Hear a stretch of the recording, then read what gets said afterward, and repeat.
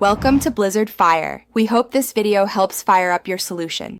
In this video, I will show how to make a Payhip store. First, head over to Payhip's website and sign up. You'll need to pick a unique name for your store and set up your basic account details. Then, choose your preferred currency and the country where you'll be operating.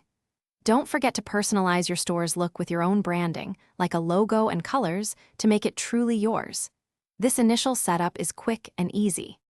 Once your store is set up, it's time to add your amazing products. Go to the Products section in your Payhip dashboard. Here, you can upload files for digital products or details for physical items, along with compelling images. Make sure to write clear descriptions, set your pricing, and add any variations or options your customers might need. This step brings your store to life with your offerings. Hey everyone, if you're finding this video helpful, please take a moment to subscribe and give it a like. It really supports the channel. On another note, if your car could use a refresh, life's too short for a stinky car. Grab a Little Trees Black Ice Air Freshener. It's a game changer. You can find the link for that and other great deals in the description below.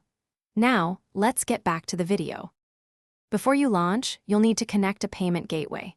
Payhip integrates seamlessly with popular options like PayPal and Stripe, making it easy for you to receive payments. Double-check all your store settings and product listings to ensure everything is perfect. Once you're confident, hit that Publish button.